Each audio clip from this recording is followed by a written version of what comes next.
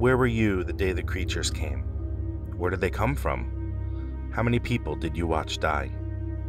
There's a group of us, 5 to be exact. Well, there's 5 of us left, actually.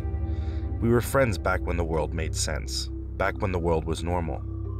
We had all made our way out of the bar. We were out of town on a business trip, and our conference was finally over. So all of us took over the town bar. We drank up until last call, then decided it was finally time to go back to our hotel and sleep, until it was time to go to the airport in the morning. We were the only ones out and about in the town and decided to walk. Owen, Nancy, Rich, and Sydney walked ahead laughing and singing, the alcohol definitely affecting them. I was trying to convince Julie to come back to my room for a nightcap. She seemed to be up for it, when I noticed the street lamps began to flicker. "Did you see that?" I asked her. She looked at me and asked, "See what?" Then all at once, a loud snarl echoed through the air. And then the singing abruptly stopped, and in the blink of an eye, Owen, Nancy, Rich, and Sydney were gone, as a mist of blood flew at the rest of us. They didn't even have time to scream. We all froze and didn't realize what we had just seen. They were there one moment and just gone the next, and no sign of what did this to them.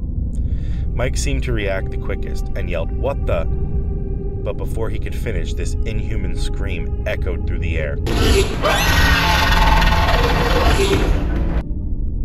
And then I see it, standing in front of Mike, who was frozen in fear, not able to make a sound.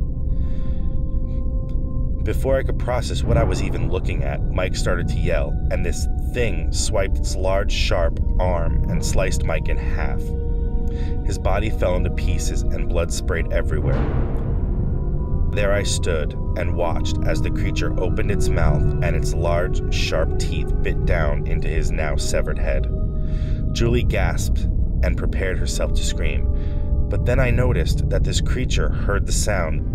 It had these dark plates on its head that started to move around as I saw what looked like a huge ear underneath it.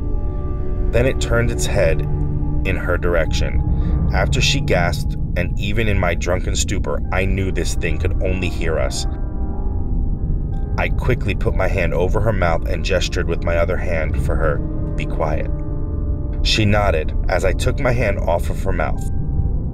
Before I could silently warn the others, Jack and Luke went running and yelling for help.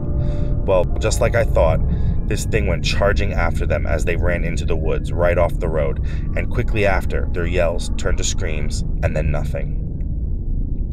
I whispered as softly as I could to the others that they react to the noise, and as long as we don't make any, they won't hear us.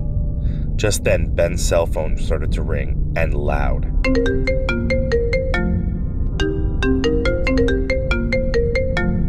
He took his phone out of his pocket and fumbled with it for a moment, and finally managed to turn it off.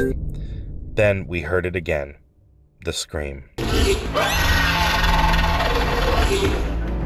We all frantically went to get away before it came back, but this thing was fast and rushing out of the woods before we got too far. But it wasn't following us, it just stayed where we just were. I stopped and examined it. From what I saw, it didn't have eyes, but those plates were moving around again, and it looked like they were actually breathing the way they moved. Before anything else could happen, a group of screams were heard in the distance.